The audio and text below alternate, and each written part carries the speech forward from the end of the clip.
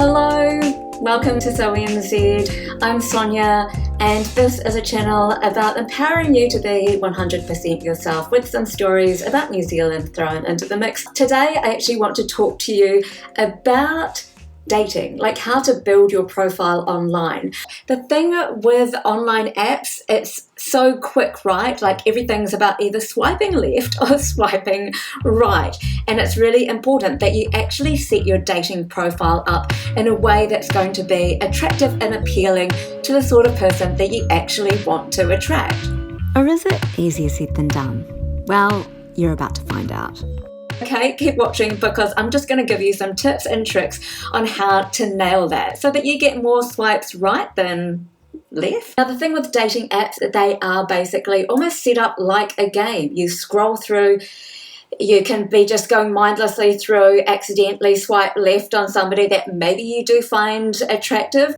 And testament to why dating apps aren't perfect, or maybe it's just me, but once I accidentally super liked a faceless profile. Okay, somebody's profile with no photo on it. The person messaged me back saying, I used to have a photo of a horse until Tinder removed it. Here's to better swipe stories. It's just quick, and that's the way it is. It's consumable. Think about yourself as a product on a shelf. I'm sorry, but that is actually the way you need to think about it. We're all attracted to shiny things, right? We're all attracted to something that we find visually appealing. We want the bright, the glittery, someone that looks happy and smiley and with someone that we want to hang out with. And advertisers know this as well, as that smiley faces attract more people. Even children gravitate towards other children that are happy and fun to be with. So you do need to post some good photos. Especially the first one. Look approachable, smile, invite people to swipe on you. Because that's the whole point, am I right?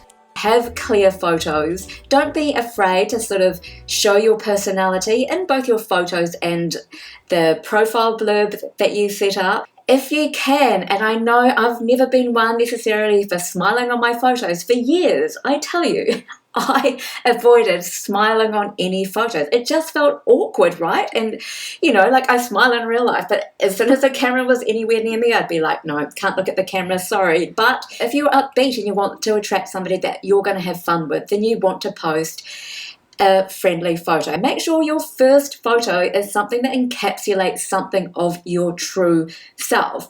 If you are arty or if you're musical or you have a particular hobby and you want to make sure that you let people know that that's a major part of your life. Yeah, make sure that it is a good photo. Make sure that you look attractive. If you've maybe even tested on Facebook, if you've used that as your profile photo and other people respond to that in a really positive way, then yeah, sure, go and use that photo. That's a great test without having to be embarrassed and asking one of your mates to be like, check out this photo that I want to use for like Tinder or Bumble or something. Like, yeah, no. And some people just post photos of themselves looking like they've just either gotten out of bed or they, have just been released from prison. Don't want to scare people. Actually invite them in with your warm, open face.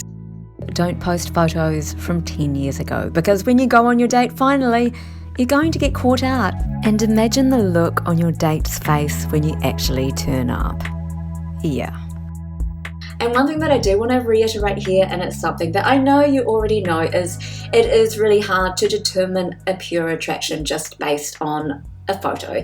And that's why you need more than one. It's not just enough to have a good headshot. You actually need to give people an idea of your personality and how you dress, because the clothes we wear is all about choice and it says a lot about us. In photos, people aren't as animated. You only know if there's a real attraction if you meet that person in person. And you can see how they move, how they carry themselves, the way that they speak, their voice. We're not attracted to just like the visual, but we're attracted to a whole person, their personality. And you want to give as much of that vibe as you possibly can. And guys, don't feel despondent if you don't get messages straight away, because Women actually get so many messages that it's hard to keep up. So just be patient. If someone really wants to talk to you, they will. And that is a real difference. It doesn't mean that you're doing anything wrong. Like normally I would have to say I'm an initiator. But when you get so many messages, just saying hi is probably not enough to grab somebody's attention. So realistically, you do have to up your game. It's really important to actually be interesting. Say something that, you think is going to intrigue them. Create some mystery or some curiosity, because there is a lot that you need to kind of cut through in terms of the load of messages that women tend to get. Now, another tip is try to be specific about what you want on your profile blurb, because if you're kind of vague, well, that's what you're going to get back. So, what are you looking for? I don't know. The thing with these dating apps is that they are set up like a game. You can take them as seriously or not. If you actually do go to the point where you go past that initial just chatting stage and you want to go to the next level, I mean, obviously that's going to rely on being a great communicator. If you find that you have a connection with somebody, but that you're just not even attracted to them, just by talking to them, or they might be just a really nice person, then you can move on to another platform, ask them to be friends on social media, and then you can catch up at a later date. And you never know, you might actually find that if you were to hang out with that person, that there may actually be some attraction there. Because, not everybody is great at communicating online. Oh yeah, and that's the other thing. You can actually have a great rapport with somebody online through online chat, and then when you go out on a date, you can find that there's absolutely nothing there.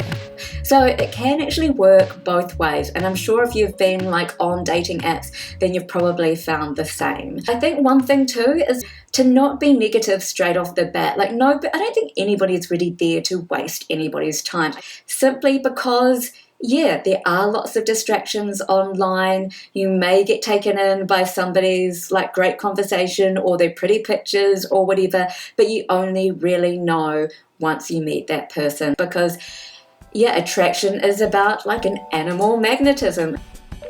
Are you looking at me? Oh yeah.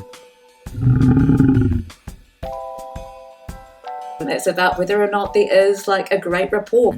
But setting yourself up properly on a dating app will just enable you to have more success and getting to those dates so that you can see if you do have a spark. Now, on that note, I have done a video on virtual dating. You may even want to test out a rapport by video date, because then you will actually, you might just save some time. If you can actually hold a conversation with somebody on a virtual date and there's great banter and you have a connection, you're going to have some more certainty going into a real date with somebody when you actually go and meet them, and have already kind of broken down some of those awkward barriers.